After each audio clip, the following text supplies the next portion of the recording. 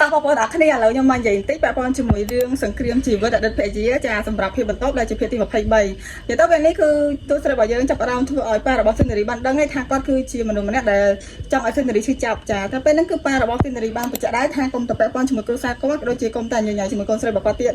ប៉ុន្តែស្រឡាញ់ទូស្រីខ្លាំងមែនតើសម្ដីគាត់តបទៅថាដាច់ខាតគាត់ត្រូវតែ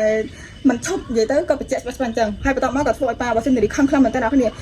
អញ្ចឹងធ្វើឲ្យប៉ារបស់ស៊ីនរីខឹងទៅកាន់ទូស្រីខ្លាំងមែនតើអញ្ចឹងពេលហ្នឹងគឺប៉ារបស់ស៊ីនរីបានធ្វើបាបទៅកាន់ទូស្រីធ្វើឲ្យទូស្រីនេះពិតជាចាប់ខ្លាំងដែរប៉ុន្តែគាត់នៅតែទ្រាំអញ្ចឹងដល់គ្នាចោលហើយដល់ពេលដែលប៉ារបស់ស៊ីនរីចេញទៅបាត់គាត់ក៏បាននិយាយថាទោះជាយ៉ាងណានៅតែចាញ់វិជាស្ត្រីដែរហ្នឹងអញ្ចឹងគាត់ឆ្លាតទាំងប៉ារបស់ស៊ីនរីទោះបីជាគាត់អត់អាចតវ៉ាឬក៏អត់អាចតទល់ជាមួយនឹងកម្លាំងកាយរបស់គាត់បានក៏ដោយប៉ុន្តែគាត់មានបញ្ញាខ្លាចឆ្នះសំខាន់គាត់មានការឆ្លៀសវៃជាងអញ្ចឹងណាគាត់អាចរៀបចំផែនការថ្មីៗបន្តទៀតបានហើយដល់ឡែកឈុតនេះវិញគឺប៉ារបស់ស៊ីនរីបាននិយាយទៅកាន់ម៉ាក់របស់ស៊ីនរីថា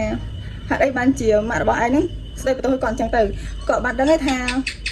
ម្នាក់ហ្នឹងធ្វើអញ្ចឹងដាក់គាត់អញ្ចឹងទៅលក្ខណៈថាគាត់ទៅដឹងការពិតថាតាមពិតទៅទូរស័ព្ទរបស់យើងមកតាក់ទងជាមួយគាត់ដើម្បីសងសឹកជាមួយស៊ីនរីក៏ដូចជាធ្វើឲ្យគ្រួសាររបស់គាត់ហ្នឹងឆ្លោះគ្នាអញ្ចឹងទៅប៉ុន្តែពេលហ្នឹងគឺទោះជាយ៉ាងណាក៏ធ្វើឲ្យគ្រួសាររបស់ស៊ីនរីហ្នឹងនៅអត់សុខដែរអ្នកគ្នាគឺឆ្លោះគ្នាច្រឡំច្រឡំហត់អញ្ចឹងទៅហើយពេលហ្នឹងហេងនៅនឹងដែរអ្នកគ្នាអញ្ចឹងបើសិនជាអ្នកគ្នាចង់ថារឿងសង្គ្រាមជីវិតឬភេទជាភាគទី23ល្អមើលប៉ុណ្ណាកុំភ្លេចទស្សនាទាំងអស់គ្នាតាមរយៈ